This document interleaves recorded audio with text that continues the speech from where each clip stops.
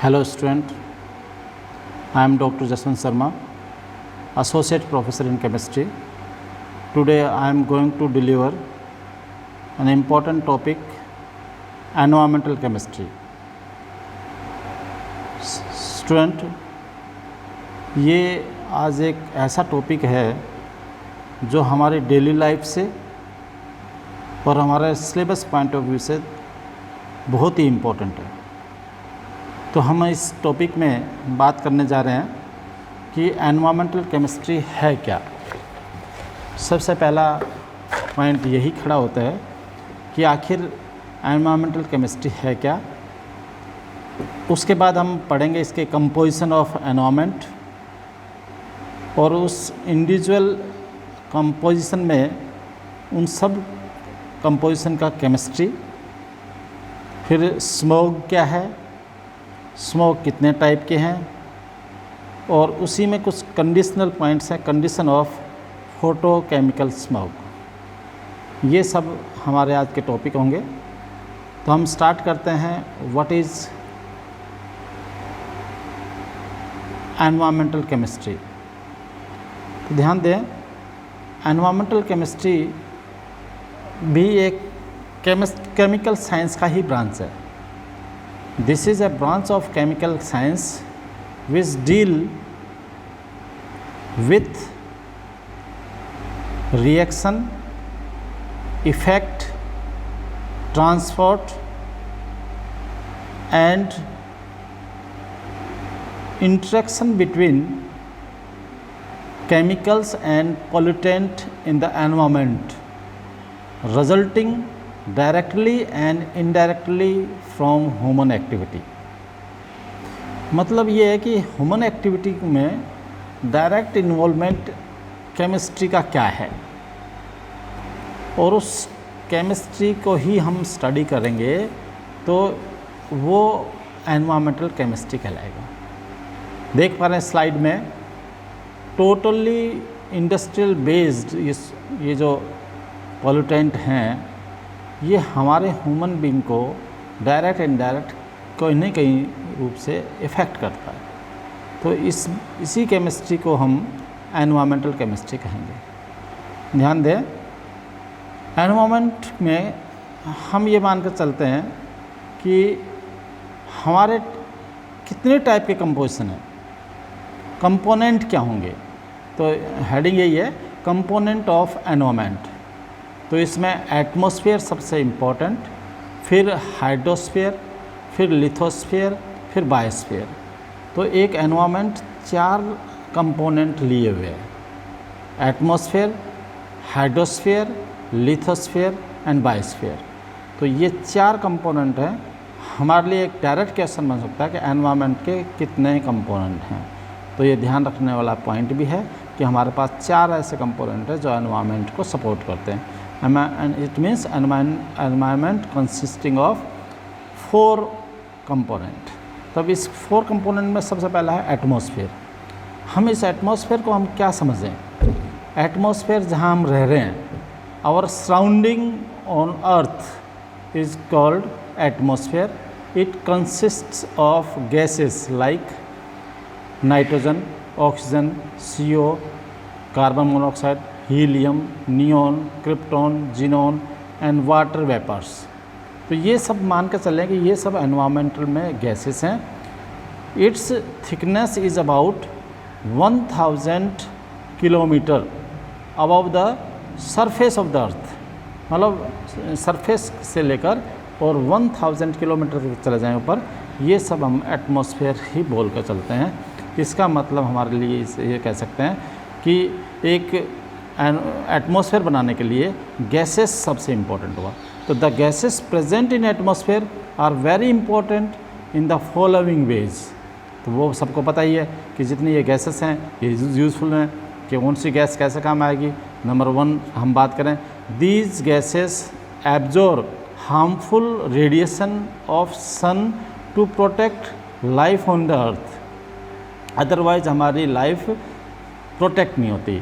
ये गैसेस हैं, ये एब्जॉर्ब हो जाती हैं, हार्मफुल रेडिएशन को एब्जॉर्ब कर लेती हैं जो सन से रेडिएशन निकल रही हैं उनको ये ऑब्जर्व कर लेती है और हमें ये प्रोटेक्ट करती है। Similarly nitrogen is used by nitrogen fixing bacteria, तो नाइट्रोजन फिक्सिंग बैक्टीरिया वो नाइट्रोजन को खाते हैं। ऐसे ही O2 को हम जो है रेस्पायरेशन कर रहे हैं, अदरवाइज जीवन बहुत मुश्किल था। ऐसे ही CO2 is necessary for photosynthesis, जिससे कि प्लांटेशन हो रहा है, अदरवाइज पॉसिबल नहीं था।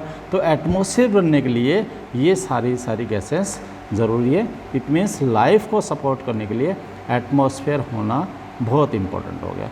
नेक्स्ट पॉइंट पर अगर हम चलते हैं तो that is layer of atmosphere. अब एटमॉस्फेयर को भी हमने फिर भी क्लासिफाई कर दिया, डिवाइड कर दिया, ट्रोपोस्फेयर, स्ट्रेटोस्फेयर, मेसोस्फेयर और ऐसे ही थर्मोस्फेयर। तो ये फिर वापस से एटमॉस्फेयर को हमने 4 लेवल में 4 लेयर में क्लासिफाई कर दिया। तो इसको भी आप समझ लें कि start from surface of the earth, troposphere, फिर स्ट्रेटोस्फेयर, फिर मेसोस्फेयर, फिर थर्मोस्फेयर। इस तरह से अपने को ये ध्यान देना है। नेक्स्ट पॉइंट है केमिस्ट्री ऑफ ट्रोपोस्फेयर। तो अब हम वही बात आ रही कि हर जगह हम केमिस्ट्री के बिना पॉइंट ही नहीं ले पाएंगे। केमिस्ट्री तो समझ में आना चाहिए, इसीलिए तो इसका नाम एनवायरमेंटल केमिस्ट्री है। तो troposphere is very close to the surface of the earth in which we live. तो सबसे नीचे जो है वो हम कहेंगे ट्रोपोस्फेयर। ट्रोपोस्फेयर से ही हमारा काम चल रहा है जहाँ पर रह रहे हैं, और it extend up to 20 kilometre. तो 20 किलोमीटर तक सरफेस से लेकर 20 किलोमीटर तक ट्रोपोस्फेयर को बोला गया है। तो ये बात भी अपने को स्पेशली ध्यान देना है। It contain all those gases which are present in our atmosphere. वही बात है कि सारी के सारी जो गैसेस हैं मोस्टली वो इसी लेवल में, इसी लेयर में होंगी। तो ये पॉइंट हुआ हमारे केमिस्ट्री ऑफ ट्रोपोस्फेयर। अब बात करें स्मोक क्या है। स्मोक भी वही बात होगी। अब स्मोक आपने नोटिस किया होगा, इंडस्ट्रियल स्मोक है ना, और जिस तरह भी जो भी हो रहा है हमारे पास सामने, वो स्मोक को हम इस तरह कह सकते हैं, it is a combination of smoke and fog. Smoke और फोग का कॉम्बिनेशन है, वो है स्मोग। स्मोक मतलब ये 2 चीज़ों से बना है। तो इधर तो स्मोक ले लिया, स्मोक और फोग का जी ले लिया, तो स्मोक बन गया। The smoke is of 2 type. तो 2 तरह का हम कह सकते हैं। एक तो रिड्यूसिंग स्मोक जो रिड्यूसिंग नेचर रखता है, एक ऑक्सीडाइजिंग स्मोक जो ऑक्सीडाइजिंग नेचर रखता है, जो हेल्प करता है रिडक्शन में और ऑक्सीडेशन में। तो इस तरह 2 टाइप हम केमिस्ट्री बेस पर इसके स्मोक के 2 टाइप रख देते हैं। अब टाइप ऑफ स्मोक को फिर वापस से हमने डिफ्रेंशिएट किया है, और डिफ्रेंशिएट हमने बहुत ही अच्छी स्लाइड देकर ये डिफ्रेंशिएट किया है। रिड्यूसिंग स्मोक अभी बात कर रहे थे, तो this smoke contain high contents of SO2। High content of SO2 होगा तो वो रिड्यूसिंग स्मोक होगा। रिड्यूसिंग स्मोक क्यों होगा, इसका बिल्कुल क्लियर कट एग्जांपल दे रखा है कि हम इसको इस तरह से भी समझ सकते हैं। For example, the smoke and SO2 produce from burning of coal can combine with the fog to create industrial smoke. ऐसे हम बात कर रहे थे, इंडस्ट्रियल स्मोक बन जाता है फिर वो। तो ये बात स्पेशली ध्यान रखते हैं। It means it is chemically reducing in nature. तो ये इसी बेस पर हम इसको कह रहे हैं, chemically reducing in nature. Similarly अगर हम इसको 10 अपोजिट बात करते चलें तो ऑक्सीडाइजिंग स्मोक। ऑक्सीडाइजिंग स्मोक में क्या होगा, photochemical smoke is termed as oxidising smoke which consist of higher concentration of oxidant like ozone. तो इसका मतलब वो जो ओजोन से रिलेटेड बात की है वो ऑक्सीडाइजिंग स्मोक से रिलेटेड बात होगी। ये बात हमें बिल्कुल ध्यान देना है।